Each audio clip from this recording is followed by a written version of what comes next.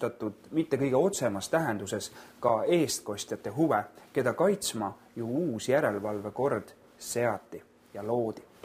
Aga jätkame rahulikumal teemal. Järgmine lugu on ühest väga toredast ja tublist noorest inimesest, kelle nimi on Sirle.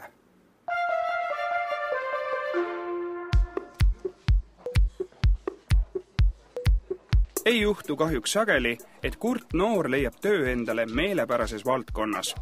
23-aastane Sirle Papp on aga just selline noor inimene.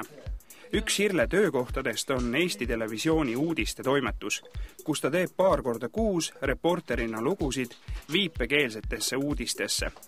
Ajakirjanikud ja saatejuhid viipekeelsetesse uudistesse valiti välja spetsiaalselt vaegkuuljatele mõeldud meediakoolitusel. Sirrele pakuti võimalust jääda Aktuaalse kaamera kaasautoriks. Vahel harva asendab ta otse-eetris ka saatejuhte. Toimetusele on Sirle silma jäänud kui äärmiselt aktiivse ellusuhtumisega neiu. Tal on palju huvisid, ta kogu aeg teeb midagi. Sealt tulevad ka mitmed sellised looideed, mida ta siis kohtab või keda ta on näinud huvitavat. Ja jah, et ta nagu tahab teha kogu aeg ja kui ta siia tuleb, on ta alati selline heas tujus ja energiat täis ja valmis õppima alati ja selline koostööaldis.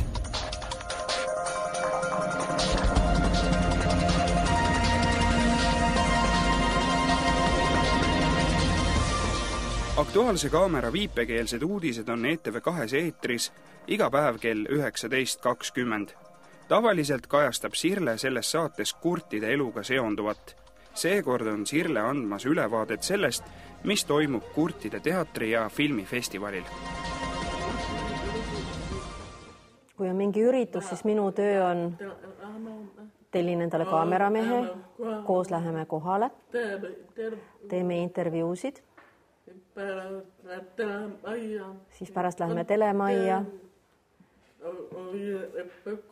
lõikame ja monteerime kokku, kirjutame subtiitrid peale. Ja siis õhtul tulebki saade. 2009. aasta sügisest ETV2 eetris käiv viipekeelsete uudiste saade kasutab kurte reportereid esmakordselt Eesti Televisiooni ajaloos. Varem tõlgiti ühte tavauudiste saadet päevas viipekeelde. Seda tegid viipekeele tõlgid alates 1998. aastast. No, eks nad ise teavad kõige rohkem, mis neid huvitab ja kuidas rääkida nendest asjadest huvitaval moel. Et see kogu see kurtide ettevõtmine siin uudistetoimetuses on olnud meie toimetusele ka väga kasulik ja silmaringi avardav. Et eks see natukene teistmoodi kultuur on, teistmoodi huvid, teistmoodi lähenemised ja see on tagantjärgi vaadates oli see ainuõige, et nad ise teevad neid uudiseid. Ka Sirle peab seda hädavajalikuks, et kurdid kurtidele ise lugusid teeksid. Meil on mõtted samasugused, arusaamised on samasugused. Et mõttemaailm, kuidas infot levitada, see on sama. See on hea.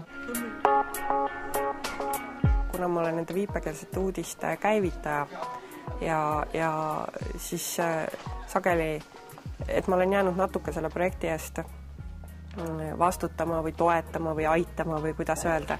Et siis, kui neil vahel mingi küsimus, kahtlus või mõte on, siis nad tulevad küsivad, et mis sa arvad, kas see on hea mõte või see ei ole nii hea mõte või kas me teeme seda nii või teeme seda naa. Ja kui ma midagi näen, et mingi lugu valmib, mis võib-olla ei ole päris hästi, siis ma juhin tähelepanu ja eks mu kolleegid ka. Aga üldiselt ei ole sellist pidevat probleemi, et nüüd peame vaatama, mis nad seal teevad, et mingi jama tuleb, et üldiselt tuleb enamasti hästi välja. Siin on saate eel on üsna närviline vahel ka, et ei ole aega väga pikalt ja et sellises pinge olukorras üksteisest aru saada, siis algul oli seda hirmu päris palju toimetuse poolt ja ma arvan, et kurtide poolt samuti. Meil oli alguses 6 aega tõlk kogu aeg siin. Aga nüüd on see selle võrra lihtsam, et esiteks kõigil on sisseharjunud rutiin, et üldiselt kõik teavad, mis toimub. Et ei ole väga palju vaja suhelda. ja teiseks me oleme ka omavahel harjunud, et me suhtleme kõigepealt, me proovime ikkagi rääkida, sest nemad loevad huultelt väga osavalt ja nad oskavad ka ise niimoodi rääkida siiski, et sageli on võimalik sellest väga hästi aru saada. Kui see ei õnnestu, siis proovime kätega ja proovime viimases otsas kirjutada siis.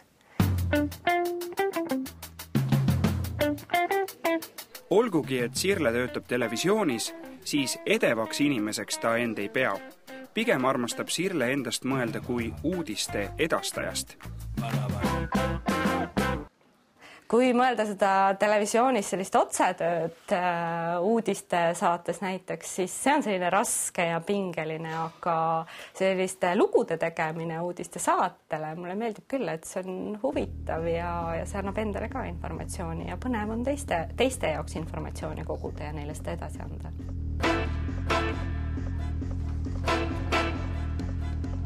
Pärast võttel käimist monteerivad vaegkuuljatest toimetajad oma lood ka ise kokku. Monteerimisoskusegi omandasid nad vaegkuuljate ajakirjanduskursusel. Monteerija vaatab üle lihtsalt juba ka sellepärast, et vaadata heli taust üle ja et see oleks ikkagi ka kuuljal talutav kuulata, kui seal mingi pauk käib. Kurtidel see pildi tajumine on minu arust palju teravam kui kuuljatel, sest nendele pilt ongi kõik. Ja näiteks kui me õpetasime neile videomontaaži, siis nad montaaži õppisid oluliselt kiiremini kui kuuljad. Nende jaoks see kõik oli väga kerge ja loogiline.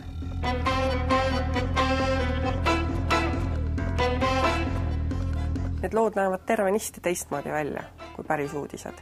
Sellepärast päris uudised, selles mõttes kuuljate uudised, need millega kõik harjunud on.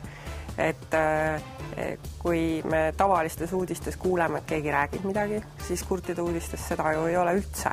Ja kõik, mida nad teevad, nad peavad siis võtteplatsil ära rääkima, minema kuhugi kohta, näitama, see, siin toimub see, nii käib.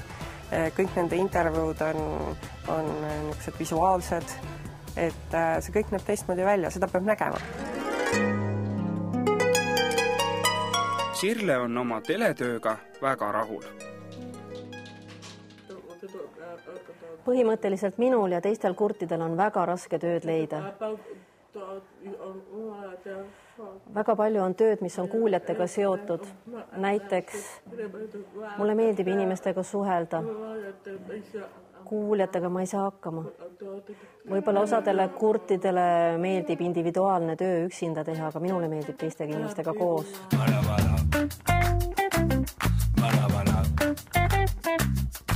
Sirle on õpetanud vaegkuuljatele mõeldud Tallinna Heleni kooli. Sellest koolist on saanud praeguseks Sirle põhitöökoht. Igapäevast tööd teeb ta siin abiõpetaja ja pikapäevarühma kasvatajana. Väiksest peale mulle on meeldinud lapsi hoida ja lastega koos olla. Lastega erinevaid asju koos teha. Siin on inimesi nii palju, lapsi on nii palju, mulle see väga meeldib suhelda nendega. Praegu töö on mul väga huvitav. Eesmärk, kas ma tahaks õpetajaks saada, ma ei tea veel. Abiõpetaja töö on ka väga huvitav. Lastel on erinevad iseloomud, nad on fantaasiarikkad ja mulle meeldib see töö. Töö Heleni koolis on seotud ka Sirle erialaga. Sirle õpib Tallinna pedagoogilise seminari kaugõppes sotsiaaltööd.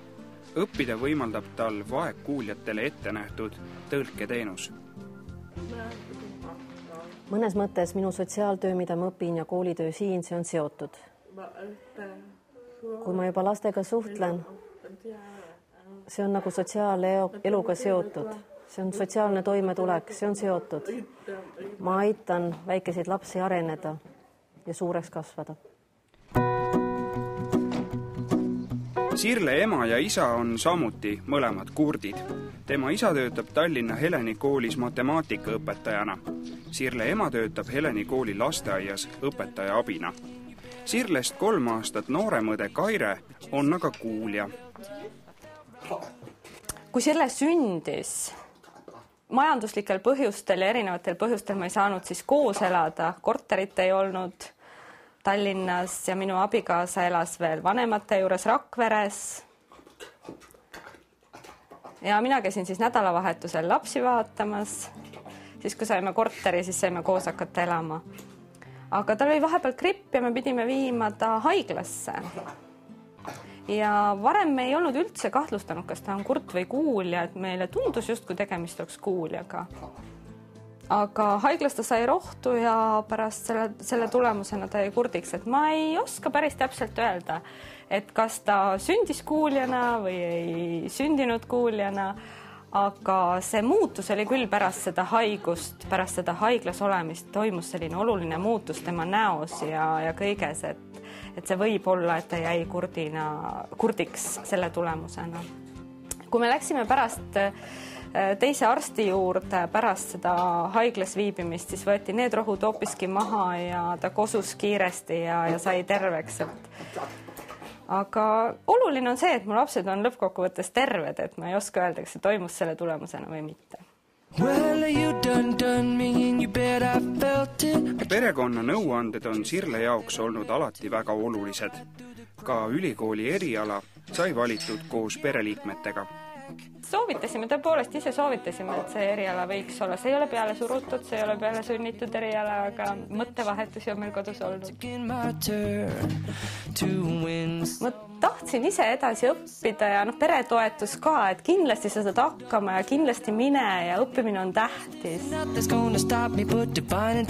Siiski pole Sirle üldsegi kindel, kas ta sotsiaaltöötajana kunagi tööd võiks leida. Praegu siin Eesti ühiskonnas kurdi sotsiaaltöötajana ma arvan, et tööd leida on väga raske. Et praegu veel ei aktsepteerita seda, et kurt võiks töötada mis tahes ametikohal integreeritult kuuljate ühiskonnas. Sirle ütleb, et tema elus on tähtis koht ka spordil. Osalt seetõttu, et spordi kaudu saab ta end tunda kuuljate ühiskonnas osalejana. Sirle tegeleb korvpalli, võrkpalli ja saalihokiga. Teine valdkond, millega Sirle armastab lisaks spordile tegeleda, on fotograafia. Praegu kõige rohkem ma pildistan inimesi. Spordiüritustel käin pildistamas. Ja kui ilmad on väga ilusad, siis mulle meeldib pildistada loodust. Ma arvan, et fotograafia on mul lihtsalt geenides. Aga ma arvan ka, et fotograafia on see, mille kaudu ma saan ennast väljendada, et üks pilt võib anda edasi rohkem kui 1000 sõna. Täna on Sirle jalutamas ja pilte tegemas koos oma õe Kairega. Kurtide peres üles kasvanud Kaire emakeel on viipekeel. Kõnekeelt on ta lapsena peamiselt omandanud kuulja vanaemaga suheldes. Kui sa kasvad üles kogu aeg sellises keskkonnas, kus ümber viibeldakse, siis sa õpidki ära, et sedasi ma õppisingi, sest et me käisime perelaagrites ja ma olin kogu aeg ümbritsetud ju vanemate sõpradega ja õesõpradega, kes kõik viiplesid, et esimene mälestus ongi viipekeelest see, et ma olin 2-aastane, me tulime ühest perelaagrist ja ma hakkasin järsku viiplema. Kaire hindab väga kõrgelt oma vaegkuuljast õe saavutusi. See, et ta läks ülikooli, see on kindlasti suur samm. Sellepärast, et väga vähesed kurdid lähevad ülikooli. Nad ei lähe sinna sellepärast, et tõlketeenus on näiteks liiga kallis ja nad arvavad, et nad ei saaks hakkama. Ta on seal vastu pidanud, ta saab seal hakkama ja eelkõige ta õpib ala, mida ta väga tahab õppida, mis on minu meelest väga tähtis. Sirlele on alati tema kuuljast õde abiks olnud. Peamiselt on õe abi vaja läinud just igasugu asja ajamisel. Ta on mulle tõlkinud, ta on aidanud mul suhelda sõpradega, kui mul on mingid asjaajamisi, kas või töö saamisel. Ma arvan, et see osa, mida õde, see roll, mida õde minu elus mängib, on hästi oluline. Selle kuulmispuude pärast on tal vähem võimalusi kandideerida igasugustele töökohtadele, näiteks minna klienditeenindajaks kasvõi. Ja samas on tal kindlasti ülikoolis raskem praegu, sest et ilma tõlgita ta ju ei tuleks toime, sest et ta ei saa aru, mida õpetaja räägib. Ja ma arvan, et selle kurtuse pärast on ka ta ei ole nii julge, et reisida kuskile nagu päris üksi või või minna vabatahtlikuks, sellepärast et ta lihtsalt ei kuule ja ta kardab, et tuleb selline suhtlusbarjäär otsa. Kaire hinnangul on tema õde kindlasti seltskonna hing. Seetõttu sobiks talle ka töö, mis nõuab suhtlemist. Ta on pärinud mu isalt sellise väga tugeva ja suure energilisuse, et ta lihtsalt tõmbab inimesi enda poole, et ta on tõesti hästi seltskonnahing, hästi avatud ja sõbralik ja aktiivne.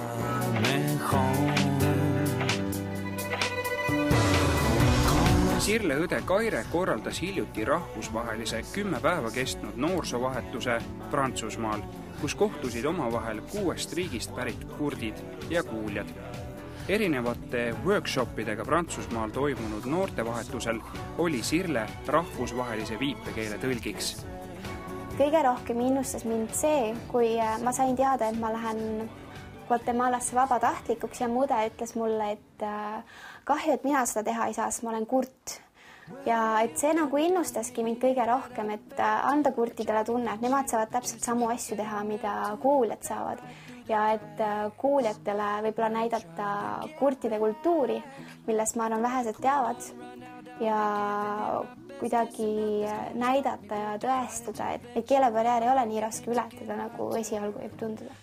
Alguses mõtlesin, et kuidas see nagu on võimalik, et kuidas me kurdid ja kuuljad omavahel suhtleme, aga me saime hakkama, kasutasime paberit ja pliiatsit ja kui üks nädal oli möödas, siis oli juba suhelda väga mõnus. Lisaks ülikoolile on Sirle elus toimunud viimastel aastatel veel teinegi oluline muutus. Juba 1,5 aastat elab ta koos oma elukaaslasega omaette. Sirlel on läinud hästi. Ta teeb tööd, mis talle meeldib ning tal on igapäevaselt toeks lähedased inimesed. Vähemasti praegu leiab Sirle, et kuulmispuue ei takista teda täisväärtuslikku elu elamast.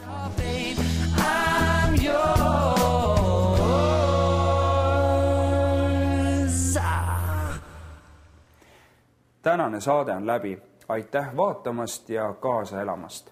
Kellele jäi aga väheks, siis otsige meid üles internetist aadressilt www.vedur.ee või siis leidke meid Facebookist. Olge terved, kohtume nädala pärast.